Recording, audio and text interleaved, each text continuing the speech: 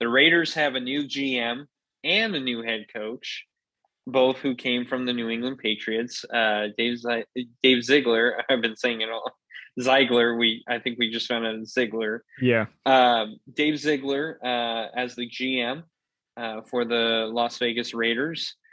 And one thing I did see about him on Twitter is, it is nice to have a GM who, when he drafts in the first round, will actually draft a first round talent. So that's a positive. That's a new change for the Raiders. We've last year we got Alex Leatherwood, who he was fine, but he struggled in pass protection, and he struggled with a lot of penalties, which can be corrected though. The first draft pick that Mayock ever got was Cleveland Farrell, and he was probably going to be a third round talent. So it's been nice to have a GM who sounds like he knows what he's doing, who has a little bit of experience. That's another thing. So that's nice too. So, Cody, what are your thoughts on Dave Ziegler?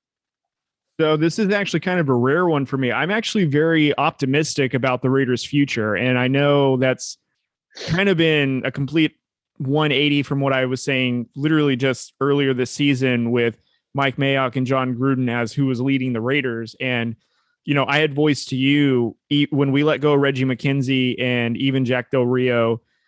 I don't know, going with John Gruden and with Mike Mayock just to me didn't make sense. I didn't care for it very much. And you can tell, like, even though John Gruden was trying to create like a tough football team, there just seemed to be something missing. I don't know what it was. It couldn't finish games, and it just seemed like a disheveled organization. And this is actually the first time. I mean, don't get me wrong. I don't think Josh McDaniels was on my top tier list of like head coach candidates. I probably would have had, Brian Flores at the very top. Not that, his lawsuit had anything to do with that. Just prior to this, I had already texted you, when Brian Flores was released that, he would be somebody that I'd love the Raiders to have. I think he'd be a great head coach for the Raiders. Yeah. And, as Josh McDaniels has kind of been, hired, and then Dave Ziegler was somebody who I was a fan of that the Raiders were interviewing, because being with the Patriots, he's proven he's well respected in the organization in terms of the league. And just having him and McDaniels kind of partner together, who've worked together once before, so they know what they're looking for. They're in an organization where Mark Davis is basically allowing them to, grow the franchise how you guys see fit, which means that they're probably going to be more in sync than what we previously had. And that encourages me, because that's going to affect free agency. That'll affect the draft. That's going to affect, how the players play, especially when they feel like they can connect with the front office, with the head coaching. And I'm already loving what Josh McDaniels has done with some of the coaching staff. He's hired the quarterback coach from the Patriots and brought him onto the Raiders staff, who he's highly respected as well. The Raiders are also retaining our wide receiver coach, who's respected as well and has ties to Devontae Adams. So, fingers crossed that kind of comes to fruition for us in free agency. And then we hired Champ Kelly, who actually has connections with being with the Bears, and we found a role for him, and he's got connections with Khalil Mack. So, I mean, free agency looks pretty good for the Raiders now that we actually have a team in place in terms of front office and coaching that's organized, well put together, and respected. Because I feel like we get a whole offseason, a whole playbook, and we get the team together. I feel like we can be a really effective team. And if we were already a playoff to begin with, I feel like with a more organized team, as what I feel like we're going to have, I'm really optimistic about what the future could hold, especially if we retain Carr. I think that's a big one for us. And, everybody just elevates their game now, because the personnel in terms of the front office and the coaching, their game is now a lot more elevated than what the Raiders are used to. And I think that that'll carry over. So that's why I'm optimistic. It's weirdly optimistic. Like, I feel like this is a good energy that we've been missing for all these years. And there's finally some growth. And I think that this is what we've been waiting for these 20 something years, to see the franchise finally take that big leap forward and be respected. You know what I mean? Yeah. I've been seeing everything on, the Khalil Mack, Devontae Adams thing. I got to be honest with you, man. I love Khalil Mack, but if I had a chance to get either Devontae Adams or Khalil Mack, I would go with Adams. The Right. reason being is Mack has had a little bit more trouble with injuries Mm-hmm. lately. And the whole Crosby and Yannick Ngakoue combo has been actually pretty good. I mean, to add Khalil Mack isn't going to be that bad, but No. the thing is, the Raiders don't have the cap space to get both players. Khalil Mack is already going to be a big hit, and then Devontae Adams, it's coming out that he's looking for about $30 million a year. Mm-hmm. And so, really, realistically, the Raiders would only be able to afford one of those guys. I would go with Adams because, first of all, we have Renfro, we have Waller, which are nice pieces. But I feel like what we saw in the playoffs was we needed that go-to guy. Now Waller, granted, didn't look healthy still. He looked like he was still kind of laboring. Renfro was just, I feel like, was really the only reliable guy out there at the time. And I'm not trying to take anything away from like Zay Jones or Brian Edwards, who stepped up against the Bengals in the Bengals game. But Devontae Adams would be a nice cushion for Derek Carr. And for all you Carr haters out there, McDaniels, he likes Carr. He was the reference that you had about the Jim Rome talk that he had today with Josh McDaniels. Mm-hmm. McDaniels was like, "Oh yeah, I'm looking forward to play, coaching with him." And I met him, and man, he is such a genuine dude. And we were already talking about, plays that we wanted. So he likes Carr. Yeah. And the story that I have been hearing, where Josh McDaniels was talking with Mark Davis when they were interviewing, he was already drawing up plays for Derek Carr, specifically in the red zone. Right. So it sounds like he wants Carr, and he's already ready for Carr. Yeah. I hate to tell you, Carr haters, but Carr's going to be here. And if you want to ensure that Carr is going to be here, you go after Devontae Adams. Yeah. He's got a great rapport with Khalil Mack. And if you could make it work where you could get Adams and Mack, that would be spectacular. But realistically, I think you could only get one. And to be honest, I would go after Adams, because another thing I was going to point out is Ziegler, being with the Patriots, they have a track record of getting these defensive guys that no one really looks at, or they just get the best defensive guys and they plug them in. And so I think that's what Ziegler is going to do. So, unlike when Mayock took over, where Mayock was just like he wanted to get that, needle in a haystack, where Ziegler is just like, I'm just trying to get guys who want to play, who are going to fit our system. And I think Ziegler is going to do that. And I think he's going to make this Raiders defense, just roster wise, look even better. And then when Brian Flores comes in as the DC, he'll shore it up for sure. Yeah. If he does come, that would be great. He will. Don't worry. He will. Yeah. I'm hearing from my sources. Okay, good.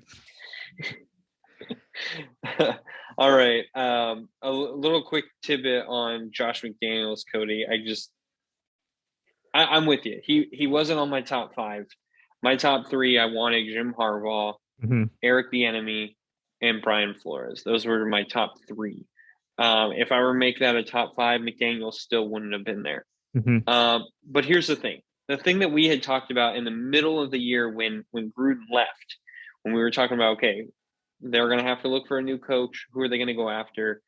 We said we want an offensive-minded head coach. And that's what we got. We got an offensive-minded head coach. The other thing that actually I really liked, I saw an interview that he had with Colin Cowherd. I saw the interview that he had with Jim Rome. And I saw the press conference that he was in. And basically what he was saying was he didn't want to just go anywhere for any old job. And I believe him, because he had that opportunity to go with the Colts a few years ago, and he didn't like the fit, so he backed out. And you and I, we kind of joked about it, and I know everyone was joking about it, but realistically, that should mean something, that he was still in demand even after him doing that all these years with the Patriots, still being successful with a rookie quarterback. He wanted to come to the Raiders. He wanted to coach Carr. He wanted to take over this team that did get into the playoffs already, even without a permanent head coach. I think that says something, that not only is this team ready, but I think he can take us over the edge, because we've been looking for this offensive-minded coaching, and that's who he is. He is an offensive-minded head coach. He's dealt with Brady, who is very disciplined. And who does that sound like to you? That sounds like Derek Carr. Derek Carr has tried. He freaking moved right next to John Gruden when he was signed as the head coach, because he wanted to get to know Gruden through and through. He wanted to be his best friend. And that's what Carr's going to do with McDaniels. I have no ifs, ands, or buts about it. And you know what? To be honest, Carr should just tell John Gruden to leave Vegas if he hasn't already. He can rent it out to Josh McDaniels for now, and then they'll figure out about buying. And then they just move next to each other there, and then they just hang out and go on from there.